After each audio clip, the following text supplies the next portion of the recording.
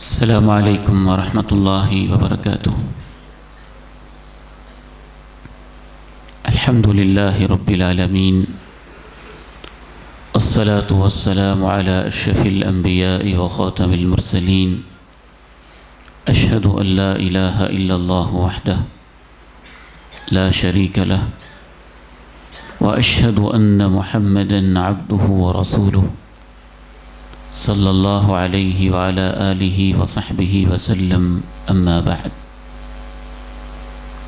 فاعوذ باللہ السمیع العلیم من الشیطان الرجیم ونفخہ ونفثہ، بسم اللہ الرحمن الرحیم، والسماء والطارق وما ادراک ما الطارق النجم الثاقب، ان کل نفس لما علیہا حافظ۔ آسمان کی قسم ہے، رات کو آنے والے کی قسم، اور تمہیں کیا خبر رات کو آنے والا کیا ہے۔ النجم الثاقب، چمکتے دمکتے ہوئے ستارے۔ ان کل نفس لما علیہا حافظ، یقیناً ہر ذی روح کی نگرانی ہو رہی ہے۔ فَلْيَنظُرِ الْإِنسَانُ مِمَّا خُلِقَ، انسان کو چاہیے کہ وہ لازماً غور و فکر کرے اسے کس چیز سے پیدا کیا گیا۔ خُلِقَ مِن مَاءٍ دَافِقٍ، ایک اچھلتے ہوئے پانی سے۔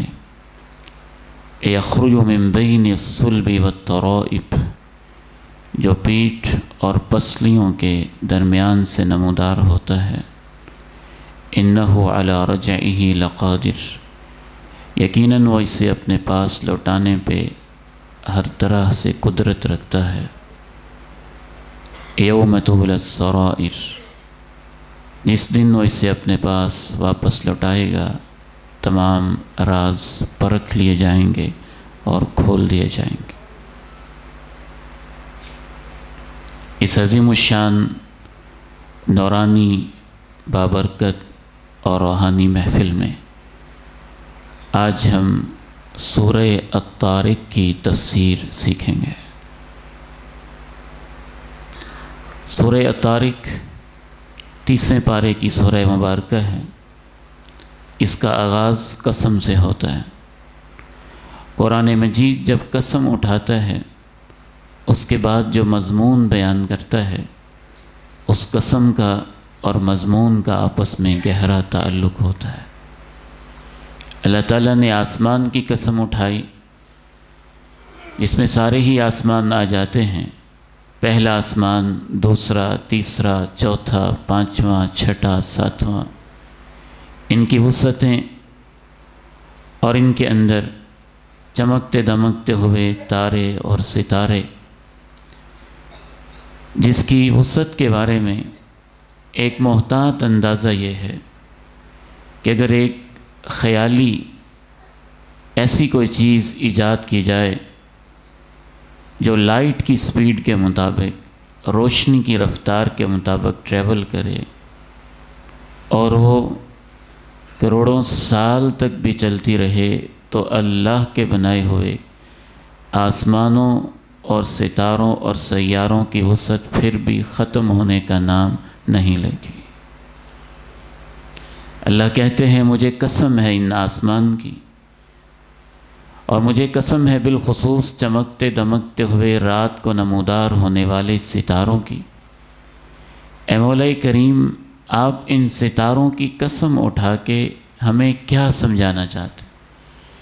تو اللہ تعالیٰ نے ان ستاروں کی گواہی پیش کر کے قسم اٹھا کے ایک بات کہی۔ وَالسَّمَاءِ وَالطَّارِقِ وَمَا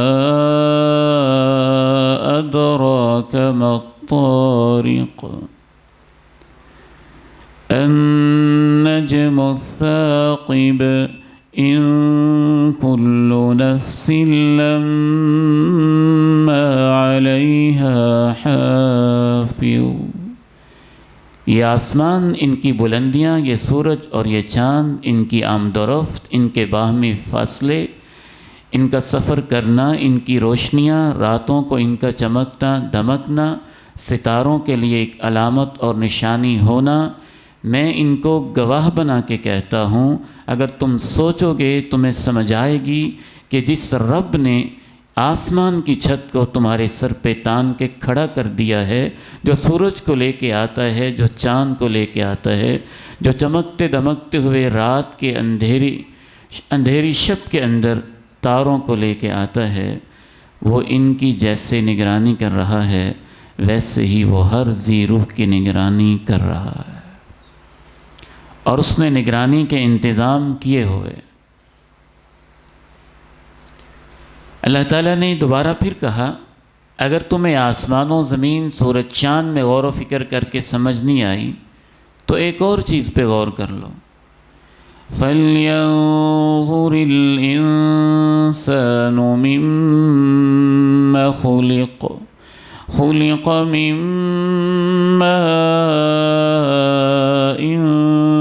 دَافِقٍ يَخْرُجُ مِن بَيْنِ الصُّلْبِ وَالتَّرَائِبِ۔ آسمان میں غور نہیں کرتے ہو، تاروں میں نہیں کرتے ہو، تو اپنے آپ میں کر لو کہ تم کیسے پیدا ہوئے ہو۔ ایک نطفہ، ایک علقہ، ایک مضغہ، ایک سپرم، ایک سیل، پھر ایگ، پھر زائگوٹ، چونٹی سے لاکھوں گنا چھوٹا ایک معمولی سا جرثومہ۔ وہ کون تھا جس نے اس کو پیدا کیا؟ وہ کون تھا جس نے ان لاکھوں جرثوموں میں سے کسی ایک کے بارے میں فیصلہ کیا کہ وہ آہستہ آہستہ ٹریول کرے؟ پھر کون تھا جس نے اس کو راستے بتائے؟ پھر وہ کون تھا جس نے اس کو رحم مادر میں پہنچایا؟ پھر وہ کون تھا جس نے رحم مادر کے اندر وہ ٹیمپریچر دیا جو اس کی زندگی اور حیات کے لیے ضروری تھا؟ پھر وہ کون تھا جس نے اس کو علقہ بنایا؟ پھر وہ کون تھا جس نے اس کو مضغہ بنایا؟ پھر وہ کون تھا جس نے خون کے لوتھڑے کی، پھر اس کے اوپر انگلیاں بنائیں، پورے بنائے، لکیریں کھینچیں، تھمب امپریشن بنائے، ناخن لگائے، ہاتھ کے ایکشنز رکھے، اس کو یوں بھی کر لیں، یوں کر لیں، یوں کر لیں، اتنی باریک چیز کو اٹھا لیں؟ وہ کون تھا جس نے آنکھیں بنائیں، 13 ملین لائٹ ریسپٹرز لگائے، پلکیں بنائیں، بھویں بنائیں، سیاہی رکھی، سفیدی رکھی، نور رکھا، روشنی رکھی، دیکھنے کی ہمت دی، اشوے اور غمزے بنائے؟ پھر وہ کون تھا جس نے اس سینے کو بنایا، دھڑکتا ہوا دل اس کے اندر ودیعت کیا، دماغ کو بنایا، بھیجے کو بنایا، سر کے بالوں کو بنایا، زلف و کاکل کو سنوارا؟ اے انسان، تو تھوڑی دیر کے لیے غور تو کر، رحم مادر میں 3 اندھیروں میں، تاریکیوں کے اندر یہ سارا کام بغیر نگرانی کے تو نہیں ہو رہا تھا۔ اگر کوئی نگرانی نہ کرے تو یہ ایک مائک نہیں بن سکتا ہے، ساؤنڈ نہیں چل سکتا ہے، چھوٹی چھوٹی چیزیں اور فرنیچر نہیں بن سکتا ہے۔ تم آخر یہ کیسے سوچ لیتے ہو کہ ایک جیتا جاگتا انسان، پانی کی بوند اور اس کے قطرے کے اوپر اس کی تصویریں اور پوری کی پوری جینیات کے مراحل، اور پھر تمہاری تخلیق کے سارے سٹیجز، کیا یہ کسی کی نگرانی کے بغیر ہی بن گئے تھے؟ اس ہاتھ کا اس ہاتھ کے برابر ہونا، اس آنکھ کا اس آنکھ جیسے ہونا، اس پاؤں کا دوسرے پاؤں کے بالکل مماثل ہونا، اور یہ پورے کے پورے تمہارے وجود کے اندر جو ایک خاص قسم کی بنتر اور بناوٹ ہے، شکل اور سجاوٹ ہے، اگر تم اس میں غور کرو گے تمہارا دل گواہی دے گا کسی نے اس کو بنایا ہے نگرانی کر کے، محبتوں کے ساتھ۔ هل أتى على الإنسان حين من الدهر لم يكن شيئا مذكورا إنا خلقنا الإنسان من نطفة أمشاج نبتليه فجعلناه سميعا بصيرا إنا هديناه السبيل إما شاكرا وإما كفورا. تم تو عدم تھے، نام و نشان تک نہ تھا، کسی کے حاشیہ خیال میں تمہارا تصور تک نہ تھا، تذکرہ تک نہ تھا، تو کس نے فیصلہ کیا تھا کہ میں نے تمہیں بنانا ہے؟ اور پھر اس نے کیسے بنایا تھا؟ سوچو گے تو تم مانو گے کہ وہ ہستی بڑی عظیم ہے اور تمہاری نگرانی کر رہی ہے، جس نے تمہیں رحم مادر کے اندر اتنی محبت کے ساتھ بنایا تھا. والسماء والطارق وما أدراك ما الطارق النجم الثاقب إن كل نفس لما عليها حافظ فلينظر الإنسان مما خلق من ماء دافق يخرج من بين الصلب والترائب.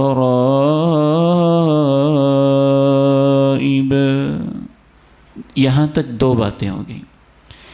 سورہ طارق میں پہلی بات اللہ تعالیٰ نے آسمان کی، ستاروں کی قسم اٹھا کے کہا تمہاری نگرانی ہو رہی ہے. دوسری بات اللہ تعالیٰ نے یہ فرمائی کہ تم اپنے آپ پہ غور کرو گے تو تمہیں سمجھ آ جائے گی کہ جس نے تمہیں رحم مادر کے اندر اتنی محبتوں کے ساتھ بنایا ہے، تمہارا یہ بننا کسی کی نگرانی کے بغیر ممکن نہیں تھا، وہ اب بھی تمہاری نگرانی کر رہا ہے. آگے بڑھتے ہیں. تیسری بات اللہ تعالیٰ نے یہ ارشاد فرمائی،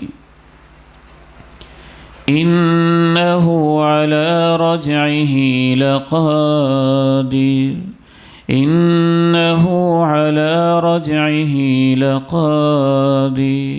یقیناً اس میں کوئی شک نہیں ہے کہ جو تمہیں اتنی نگرانی کے ساتھ پیدا کر رہا ہے وہ تمہیں اپنے پاس واپس بلانے پر بھی طاقت رکھتا ہے.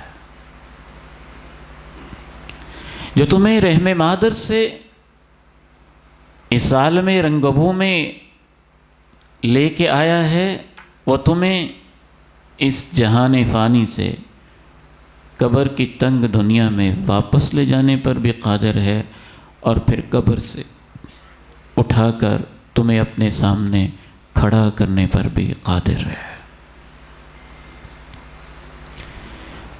مشرکین مکہ کو یہی بات سمجھ میں نہیں آتی تھی کہ جب انسان گل جائے گا، سٹ جائے گا، ہڈیاں بوسیدہ ہو جائیں گی، بکھر جائیں گی، کائنات میں تحلیل ہو جائے گا، مٹی کا ایک حصہ بن جائے گا، تو دوبارہ کیسے زندہ ہوگا؟ اللہ تعالیٰ نے بڑے خوبصورت انداز میں ان کی عقل میں یہ بات بٹھانے کی کوشش کی، اور ہر صاحب عقل تھوڑا سا سوچے گا تو سمجھ جائے. وَضَرَبَ لَنَا مَثَلًا وَنَسِيَ خَلْقَهُ قَالَ مَنْ يُحْيِي الْعِظَامَ وَهِيَ رَمِيمٌ قُلْ يُحْيِيهَا الَّذِي أَنْشَأَهَا أَوَّلَ مَرَّةٍ وَهُوَ بِكُلِّ خَلْقٍ عَلِيمٌ.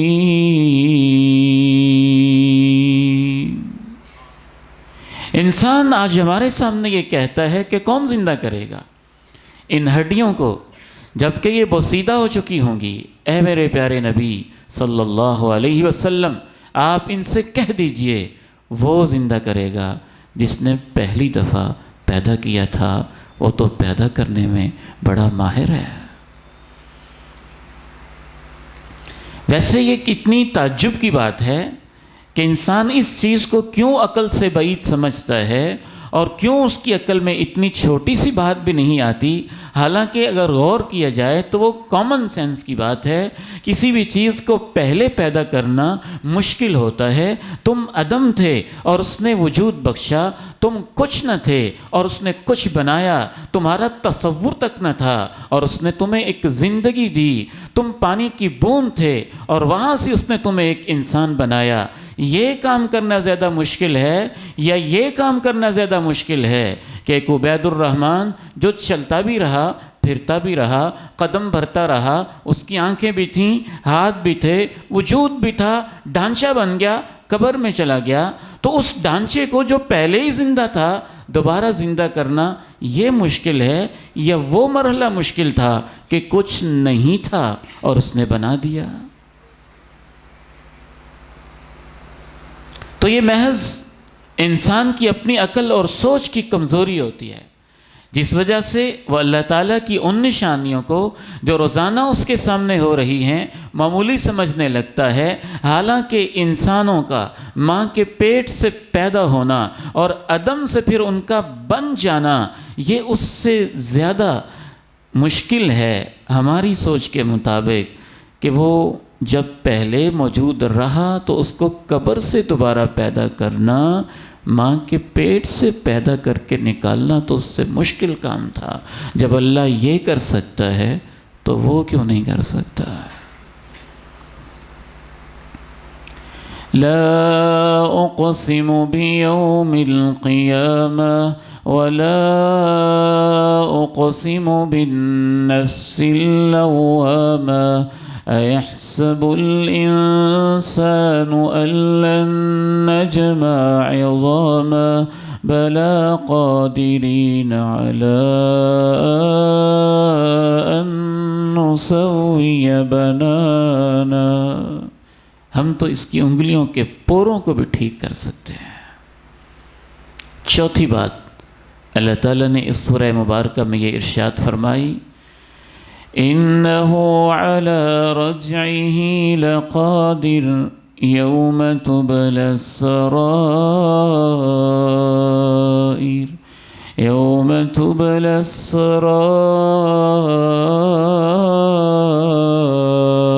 السرائر۔ جس دن انسان تجھے اللہ پیدا کر کے اپنے پاس دوبارہ زندہ کھڑا کر کے لے آئے گا، اس دن تیرے سارے راز کھول دیے جائیں گے۔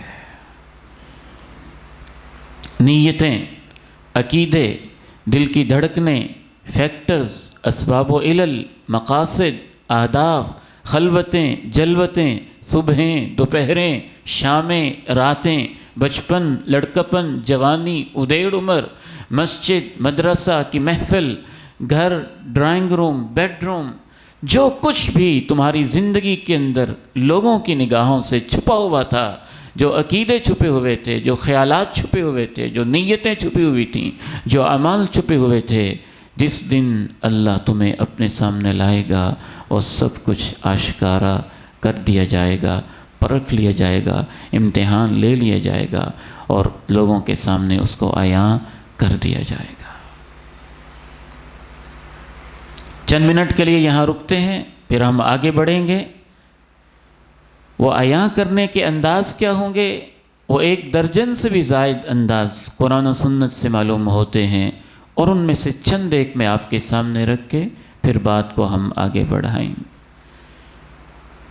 وَوُضِعَ الْكِتَابُ فَتَرَى الْمُجْرِمِينَ مُشْفِقِينَ مِمَّا فِيهِ وَيَقُولُونَ يَا وَيْلَتَنَا مَا لِهَذَا الْكِتَابِ لَا يُغَادِرُ صَغِيرَةً ولا كبيرة إلا أحصاها ووجدوا ما عملوا حاضرا ولا يظلم ربك أحدا۔ ایک انداز یہ ہوگا کہ جو کچھ تم کرتے رہے ہو وہ تمہارے اوپر نگران مقرر ہیں۔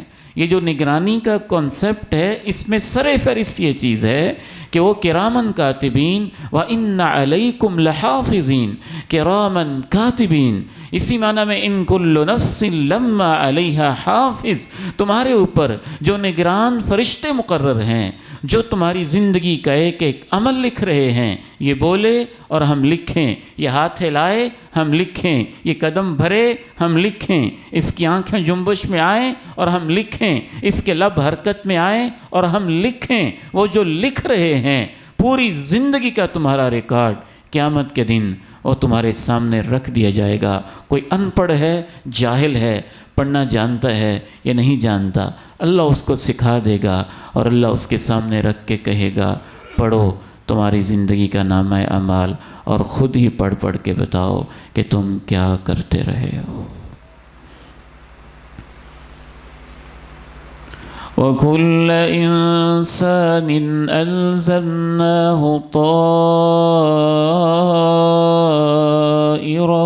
فِي عُنُقِهِ وَنُخْرِجُ لَهُ يَوْمَ الْقِيَامَةِ كِتَابًا يَلْقَاهُ مَنشُورًا اقْرَأْ كِتَابَكَ كَفَى بِنَفْسِكَ الْيَوْمَ عَلَيْكَ حَسِيبًا۔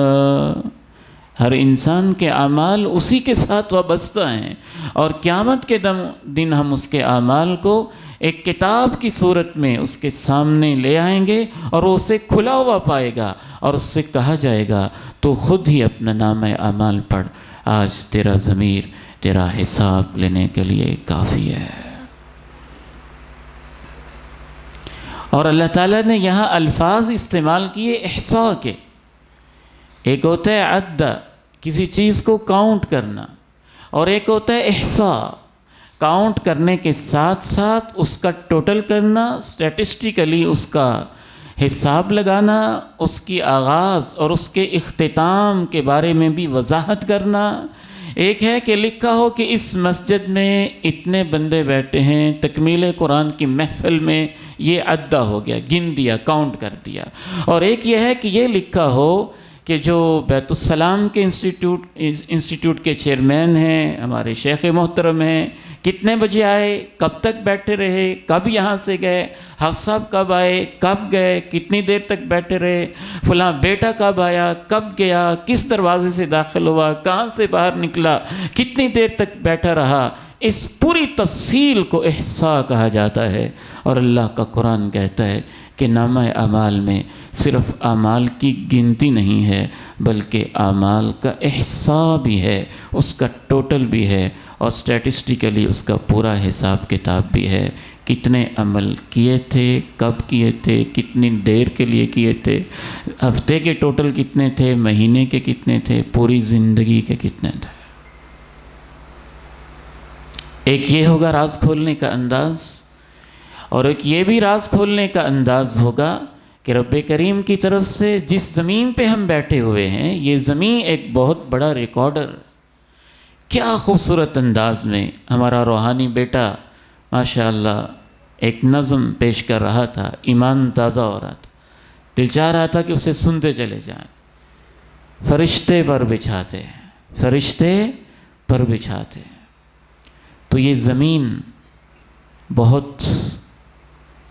اپنے اندر فیلنگز رکھتی ہے، احساسات رکھتی ہے، جب چاہتے اللہ اس میں کوئی فیلنگ پیدا کر دیتے، ہم نہیں جانتے ہوتے۔ دیکھیے، میں فیلنگ رکھتا ہوں، میرا را میٹیریل تو مٹی سے بنا ہے، آپ فیلنگ رکھتے ہیں، آپ کا را میٹیریل بھی تو مٹی ہی ہے، تو مٹی کے اندر بھی ایک احساس ہوتا ہے، ایک احساس ہوتا ہے۔ بلکہ جب اللہ کا کوئی نیک بندہ رخصت ہوتا ہے، قرآن مجید سے پتہ چلتا ہے کہ آسمان بھی اس کے اوپر روتا ہے اور زمین بھی اس کے اوپر آنسو بہاتی ہے۔ فَمَا بَكَتْ عَلَيْهِمُ السَّمَاءُ وَالْأَرْضُ وَمَا كَانُوا مُنظَرِينَ۔ اس آیت کی تفسیر میں جناب عبداللہ ابن عباس رضی اللہ تعالی عنہما نے اس مسئلے کو بالکل واضح کیا ہے کہ زمین روتی ہے، آسمان روتا ہے بندہ مومن کے نیک اعمال کو دیکھ کے۔ آپ کا کیا خیال ہے کہ ایک وہ ادارہ جہاں پہ بچوں کو ناچنا سکھایا جاتا ہو، گانا سکھایا جاتا ہو، ڈانس سکھایا جاتا ہو، ڈرنکنگ سکھائی جاتی ہو، اور تھرکتے بدن اور ان کی ایکسرسائز عجیب و غریب قسم کی سکھائی جاتی ہوں، فحاشی کے بول سکھائے جاتے ہوں، برے انداز سکھائے جاتے ہوں، اور ایک وہ بیت السلام کا ادارہ جہاں سورۃ القدر، سورۃ الکوثر، سورۃ الطارق، البقرہ، آل عمران صبح و شام اس کی تلاوت سکھائی جاتی ہو، کیا دونوں اداروں کے نیچے اور ان قدموں کے نیچے رہنے والی زمین کا احساس ایک جیسا ہوتا ہوگا؟ نہیں، بس یہ خاموش ہے، اور قیامت کے دن پھر یہ بولے گی اِذَا زُلْزِلَتِ الْأَرْضُ زِلْزَالَهَا وَأَخْرَجَتِ الْأَرْضُ أَثْقَالَهَا وقال الإنسان ما لها يومئذ تحدث أخبارها بأن ربك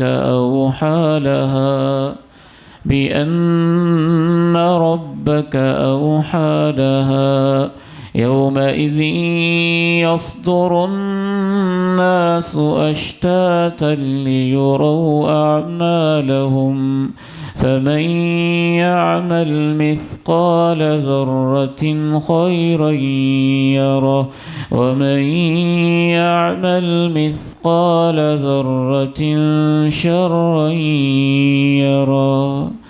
یاد کیا کرو اس وقت کو جب زمین کو زور سے جھٹکے دیے جائیں گے ویسے جیسے ہونے چاہیے، اور یہ اپنے اندر کے بوجھ نکال پھینکے گی، اور انسان پکار اٹھے گا یہ اسے کیا ہو گیا ہے۔ اس دن یہ اپنی خبریں ایک ایک کر کے آہستہ آہستہ بیان کرتی چلی جائے گی، کیونکہ تیرے رب کا اسے یہ اشارہ ہو چکا ہوگا۔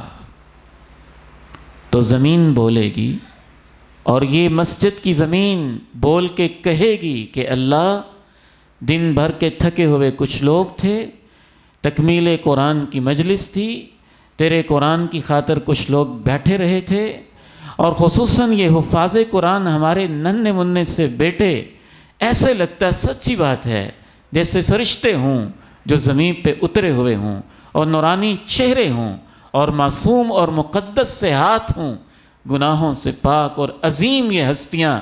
انشاءاللہ زمین کا یہ ٹکڑا بول کے کہے گا اللہ، تیرے کچھ معصوم سے بندے تھے، تیرے بندوں کے بیٹے تھے، جنہوں نے کسی ڈگری کے لیے نہیں، صرف تیرے قرآن کے لیے 2-2 3-3 10-10 سال اپنی زندگی کے وقف کیے ہوئے تھے۔ یہ زمین بولے گی، تو اس طرح بھی راز کھلیں گے۔ راز کھولنے کا ایک تیسرا انداز یہ ہوگا کہ بعض لوگ اس کے باوجود بھی جب تسلیم نہیں کریں گے، کو منافق صفت لوگ، اور اللہ کی عدالت میں کہیں گے لا اجیز علی نفسی الا شاہدا منی، آج اے اللہ تیری عدالت ہے، میں تب مانوں گا جب میرے اپنے اندر سے کوئی گواہی ہوگی۔ تو اللہ تعالیٰ ایسے انسان کے منہ پہ مہر لگا دیں گے، اور اس کے ہاتھ بولیں گے، اس کے کان بولیں گے، اس کی آنکھیں بولیں گی، اس کی ٹانگیں بولیں گی، اور اس کے ران بول بول کے بتائیں گے کہ وہ زندگی میں کیا کرتا رہا ہے۔ ہم جو کرتے ہیں ایسے لگتا ہے جیسے ہاتھوں پہ پرنٹ ہو جاتا ہو، آنکھوں پہ بھی پرنٹ ہو جاتا ہو، پاؤں پر بھی پرنٹ ہو جاتا ہو، کانوں پر بھی پرنٹ ہو جاتا ہو۔ اگر اس شیشے کے اندر پرنٹ ہو سکتا ہے آپ کی کسی ٹیکنالوجی کے ذریعے سے، تو کیا خیال ہے کہ اللہ تو بڑا قادر اور قدیر ہے، اس نے کیسے کیسے نظام بنائے ہوں گے کہ زندگی کے سارے اعمال ہمارے جسم کے اندر بھی ان کا ریکارڈ محفوظ ہوگا، اور جب اللہ چاہیں گے بلوا دیں گے، اور آنکھیں بول کے بتائیں گی یہ کیا دیکھتا رہا ہے، اور کان بولیں گے یہ کیا سنتا رہا ہے۔ اليوم نختم على أفواههم وتكلمنا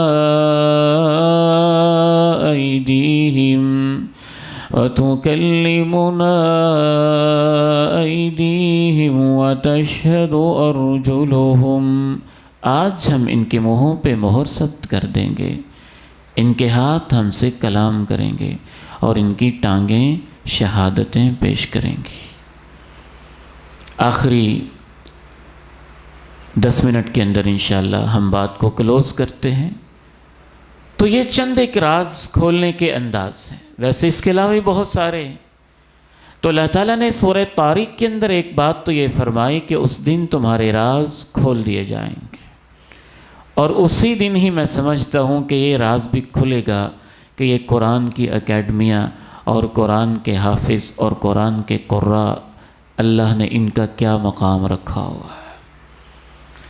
راز کھولنے کا یہ بھی ایک انداز معلوم ہوتا ہے کہ اللہ تعالیٰ بعض اعمال کو شکل دے دے گا، ویسی شکل جیسے ان کی اللہ کے ہاں بنتی تھی، اور ان اشکال میں سے ایک انداز یہ بھی ہوگا کہ سورہ بقرہ اور سورہ آل عمران چمکتی دمکتی ہوئی آ رہی ہوں گی، اور جس نے ان کو سیکھا ہوگا اس کے بارے میں اللہ کی عدالت میں گواہیاں دے رہی ہوں گی کہ اللہ اس نے مجھے سیکھا تھا، آج تو اس کو معاف فرما دے۔ والسماء والطارق وما أدراك ما الطارق النجم الثاقب إن كل نفس لما عليها حافظ۔ آسمان کی قسم، رات کو آنے والے کی قسم، تمہیں کیا خبر رات کو آنے والا کیا ہے؟ چمکتا دمکتا ستارہ ہے۔ یقیناً ہر نفس کی نگرانی ہو رہی ہے۔ فَلْيَنظُرِ الْإِنسَانُ مِمَّ خُلِقَ مِن مَّاءٍ دَافِقٍ يَخْرُجُ مِن بَيْنِ الصُّلْبِ وَالتَّرَائِبِ۔ دوسری بات اللہ نے یہ فرمائی، انسان کو چاہیے کہ اتنا ہی غور کر لے اسے کس چیز سے پیدا کیا گیا ہے۔ ایک اچھلتے ہوئے پانی سے جو کمر اور پیٹھ اور پسلیوں کے درمیان میں سے نکلتا ہے، اور تیسری بات اللہ تعالیٰ نے یہ فرمائی کہ یقیناً یہ اسے اپنے پاس واپس لوٹانے پہ قادر ہے، اور چوتھی بات اللہ تعالیٰ نے یہ فرمائی یوم تبلی السرائر، جس دن وہ واپس لوٹائے گا تو سارے راز کھول دیے جائیں گے۔ پانچویں بات اللہ تعالیٰ نے یہ ارشاد فرمائی اس سورہ مبارکہ میں، فَمَا لَهُ مِن قُوَّةٍ وَلَا نَاصِرٍ۔ جب اللہ راز کھولے گا تو انسان کے پاس نہ اپنا زور چلے گا، نہ باہر سے اسے کوئی مدد ملے گی۔ انسان کی گمراہی کے پیچھے ایک بہت بڑا فیکٹر بھی یہ رہا ہے کہ ہر دور کے انسان نے اپنے اپنے گمراہ عقیدے بنائے کہ کوئی بات نہیں، میں نے جو گناہ کیا ہے، فلاں پیر صاحب آ جائیں گے، فلاں بزرگ آ جائیں گے، فلاں کر دے گا، فلاں یہ کر دے گا، فلاں یہ کر دے گا، اور میرے گناہ مجھے کوئی نقصان نہیں دے سکیں گے۔ تو ان تمام قسم کے عقیدوں کا جامع انداز میں رد کرتے ہوئے اللہ نے ما نافیہ اور تنوین تنکیر کو لا کے کہا، کسی قسم کا انسان کا نہ اپنا زور چلے گا، نہ کسی قسم کی اس کو باہر سے کوئی مدد ملے گی۔ جب اللہ راز کھولے گا تو پھر کھل کے رہیں گے۔ فَمَا لَهُ مِن قُوَّةٍ وَلَا نَاصِرٍ فَمَا لَهُ مِن قُوَّةٍ وَلَا نَاصِرٍ۔ چھٹی بات اللہ تعالیٰ نے یہ فرمائی کہ اللہ نے دوبارہ آسمان کی قسم اٹھائی، وَالسَّمَاءِ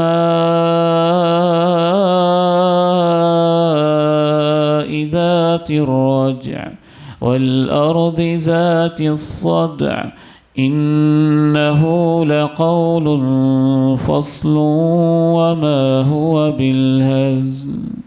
آسمان کی قسم ہے جو پلٹ پلٹ کے بارش برساتا ہے، اور مجھے زمین کی قسم ہے جو اپنے سینے کو پھاڑ دیتی ہے۔ یقیناً یہ فیصلہ کن پکی اور حتمی باتیں ہیں، بالکل بھی مذاق نہیں ہے۔ شیطان بڑا ظالم، وہ انسان کے ذہن میں یہ بات ڈالتا ہے کہ یہ مولوی لوگ تو ایسی باتیں کرتے ہی رہتے ہیں، پتہ نہیں کیا ہونا ہے کیا نہیں ہونا۔ تو اللہ تعالیٰ تو دلوں کے حال کو جانتے ہیں. تو رب کریم نے کہا کہ مجھے آسمان کی قسم ہے جو پلٹ پلٹ کے بارش برساتا ہے، اور زمین کی قسم ہے جو اپنے سینے کو پھاڑ دیتی ہے کہ یہ ساری باتیں فیصلہ کن ہیں، ان کو مذاق نہ سمجھنا، کہانی نہ سمجھنا، افسانہ نہ سمجھنا، دھمکیاں نہ سمجھنا، محض وعید نہ سمجھنا. یہ اللہ کی باتیں ہیں، فیصلہ کن باتیں ہیں، سنجیدہ باتیں ہیں اور بالکل فائنل ہیں. ان کے اندر مذاق والی کوئی بات نہیں ہے. یہاں پہ میں ایک طالب علم کی حیثیت سے غور کرتا رہا کہ اللہ تعالیٰ نے دوبارہ آسمان کی قسم کیوں اٹھائی ہے اور زمین کی قسم کیوں اٹھائی ہے، اور دوبارہ آسمان کی قسم اٹھاتے ہوئے یہ کیوں کہا ہے جو پلٹ پلٹ کے بارش برساتا ہے، اور یہ کیوں کہا ہے کہ وہ زمین جو اپنے سینے کو پھاڑ دیتی ہے. ایک کہہ لیجئے تدبر ہے، آپ اس سے اتفاق بھی کر سکتے ہیں، اختلاف بھی کر سکتے ہیں، لیکن دل میں یہ بات بار بار آتی ہے کہ اس قسم کے اندر اور یہ کہنے کے اندر کہ یہ فیصلہ کن باتیں ہیں، ایسا ہو کے رہے گا.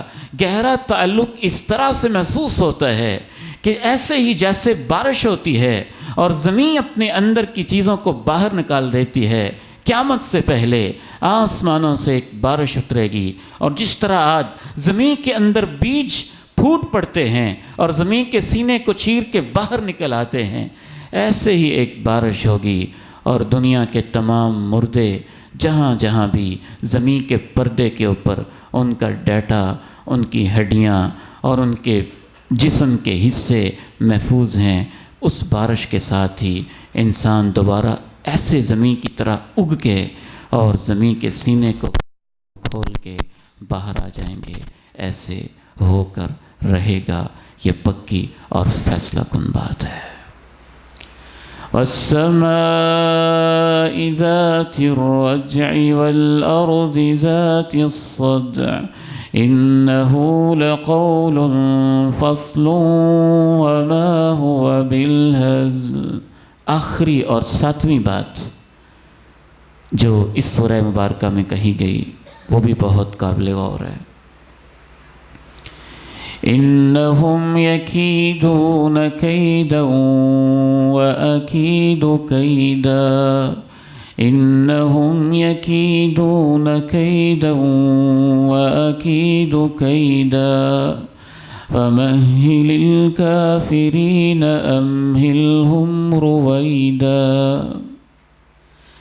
انسان کے ذہن میں شیطان بعض دفعہ یہ اشکال ڈالتا ہے، اور آج کی الہاد کی دنیا کے لیے سب سے بڑی دلیل جو ان کے ہاں پائی جاتی ہے وہ ایک یہ بھی ہے کہ اگر اللہ ہے وہ عادل بھی ہے، انصاف بھی کرتا ہے، نگرانی بھی کر رہا ہے، تو زمین کے اوپر یہ ظلم کیوں ہے، یہ برائیاں کیوں ہیں، یہ لاشیں کیوں ہیں، یہ چیتھڑے کیوں ہیں، فلسطین میں بہتا ہوا خون کیوں ہے، غزہ میں تڑپتے ہوئے لاشیں کیوں ہیں، اور اڑتے ہوئے پرخچے کیوں ہیں.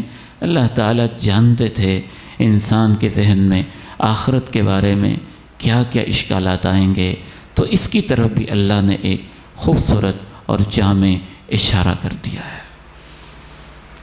یہ انسان کی غلطی ہے کہ وہ ایک فیز کو دیکھتا ہے، اگلے کو نہیں دیکھتا ہے، ایک مرحلے کو دیکھتا ہے، اگلے کو نہیں دیکھتا ہے. فرعون نے بھی تو بڑا ظلم کیا تھا. لوگ اس وقت بھی کہتے تھے اے موسیٰ جب آپ نہیں آئے تھے تب بھی ہم ستائے گئے تھے، آپ کے آنے کے بعد بھی ہم ستائے گئے ہیں، آگے سمندر ہے، پیچھے فرعون ہے، ہمارا کیا بنے گا، تمہارے آنے کا فائدہ ہی کیا ہوا. انسان بڑا جلد باز ہے، لیکن دنیا نے دیکھا کہ وہی بچہ جو فرعون کے گھر میں کبھی دودھ پیا کرتا تھا اور کبھی روتا بھی ہوگا اور معصوم سا تھا، وہ سامنے کھڑا ہوا ہے. اور وہی فرعون جو ان نہروں پہ بڑا فخر کرتا تھا کہ دریا میرے متحت ہیں، انہی دریاؤں کی لہروں کے اندر ڈبکیاں کھا رہا ہے، غوطے لے رہا ہے اور اس سے ڈبویا جا رہا ہے۔ اور انسانی تاریخ نے یہ بھی دیکھا کہ نمرود نے بڑے ظلم کر لیے جتنے اس نے کرنے تھے، لیکن جب اس کے پکڑے جانے کی باری آئی تو وہ سزا ملی، اسی کے نوکر اس کے سر کے اوپر جوتے مار رہے ہیں۔ اور انسانی تاریخ نے یہ بھی دیکھا کہ وہی مکہ مکرمہ جہاں امام کائنات پہ ظلم کیا جاتا تھا، بلال کو گھسیٹا جاتا تھا اور خبیب کے لیے سولی کے پھندے کے مشورے ہوتے تھے، اسی مکہ کے اندر یہی مظلوم لوگ چند سالوں کے بعد فاتحانہ شان کے ساتھ داخل ہوئے تھے۔ اللہ تعالیٰ نے کہا یہ نہ سوچو کہ دنیا میں یہ کافر کیا کر رہے ہیں، پتہ نہیں کیا ہوگا کیا نہیں ہوگا، ان کی چالیں ہیں، ان کو چل لینے دیں، میرے اپنے منصوبے ہیں، کچھ دیر انتظار کریں پھر دیکھیں ہوتا کیا ہے۔ وَلَا تَحْسَبَنَّ اللَّهَ غَافِلًا عَمَّا يَعْمَلُ الظَّالِمُونَ إِنَّمَا يُؤَخِّرُهُمْ لِيَوْمٍ تَشْخَصُ فِيهِ الْأَبْصَارُ مهطعين مقنعي رؤوسهم لا يرتد إليهم طرفهم وأفئدتهم هواء۔ کبھی یہ سوچنا بھی مت کہ اللہ کو خبر نہیں کہ ظالم کیا کر رہے ہیں، وہ سب جانتا ہے۔ یہ امتحان ہے، اور امتحان میں زبردستی نہیں ہوتی ہے، ایک بلینک پیپر دیا جاتا ہے، جو لکھنا چاہتے ہو لکھ لو۔ دنیا جزا و سزا کا گھر ہی نہیں ہے، اور یہ تو عقل کے اندھے لوگوں کا شیطانی اعتراض اور واہمہ ہے کہ یہاں یہ کیوں نہیں ہو رہا، یہ کیوں نہیں ہو رہا۔ اللہ نے اس دنیا کو فیصلوں کے لیے بنایا ہی نہیں ہے، اور اللہ تعالیٰ نے اس دنیا کو دار الجزا بنایا ہی نہیں، یہ تو دار الامتحان ہے۔ ہر حالت میں ہر شخص کا امتحان ہو رہا ہے، اور اسے آزادی ہے، جو وہ کرنا چاہتا ہے کر لے۔ دار الجزا تو اللہ نے آخرت کو بنایا ہے، تو اس کی طرف بھی ایک اشارہ سا پایا جاتا ہے کہ یہ اپنی چالیں چل رہے ہیں، ان کو چل لینے دیں، میرے اپنے منصوبے ہیں، بس تھوڑی دیر کے لیے ان کی رسی ڈھیلی کی ہوئی ہے، پھر دیکھنا کہ ہوتا کیا ہے۔ آخر میں اس سورہ مبارکہ کو دوبارہ سنیے، ترجمہ سنیے اور مجھے اجازت دیجیے۔ اعوذ باللہ من الشیطان الرجیم، بسم اللہ الرحمن الرحیم، والسماء والطارق وما أدراك ما الطارق النجم الثاقب إن كل نفس لما عليها حافظ۔ قسم ہے آسمان کی، قسم ہے رات کو آنے والے کی، تمہیں کیا خبر رات کو آنے والا کیا ہے؟ وہ چمکتا دمکتا ہوا ستارہ ہے، یقیناً ہر ذی روح کی نگرانی کا انتظام موجود ہے۔ فَلْيَنظُرِ الْإِنسَانُ مِمَّ خُلِقَ خُلِقَ مِن مَّاءٍ دَافِقٍ يَخْرُجُ مِن بَيْنِ الصُّلْبِ وَالتَّرَائِبِ۔ انسان کو چاہیے وہ غور کیا کرے کہ اسے کس چیز سے پیدا کیا گیا، ایک اچھلتے ہوئے پانی سے جو پیٹھ اور پسلیوں کے درمیان سے نکلتا ہے۔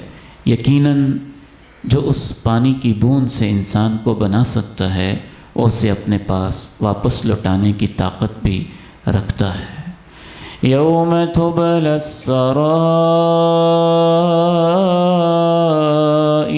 فما له من قوة ولا ناصر۔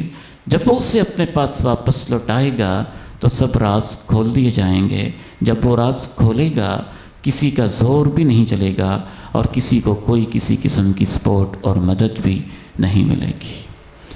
والسماء ذات الرجع والأرض ذات الصدع إنه لقول فصل وما هو بالهزل.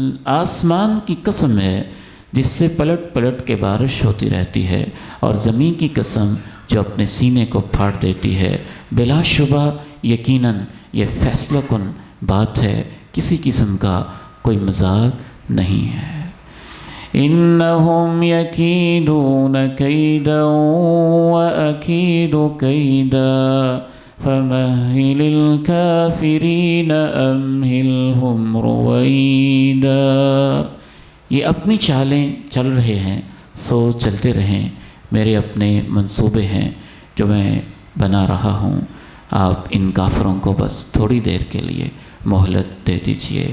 میں آخر میں مبارکباد پیش کرنا چاہوں گا اپنے انتہائی فاضل بھائی حافظ شاہد محمود صاحب کو، ان کی پوری ٹیم کو، اور اس ادارے کے چیئرمین کو، ڈونرز کو، معاونین کو، ان معصوم بچوں کو، ان کے مدرسین کو، ان کے والدین کو.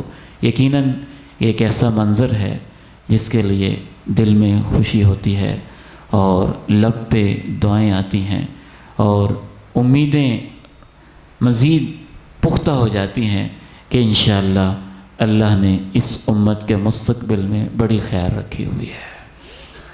اللہ تعالیٰ سے دعا ہے کہ 52 بچے جو آج کی اس مبارک تقریب میں ایک عظیم ترین دنیا کی سب سے بڑی ڈگری PhD سے اور پوسٹ ڈاک سے بھی بڑی ڈگری حفظ قرآن کی جو آج حاصل کر رہے ہیں، یہ ہماری طرف سے اور ان کے والدین بھی اور پورا ادارہ اور ان کی ٹیم بھی مبارکباد کی مستحق ہے.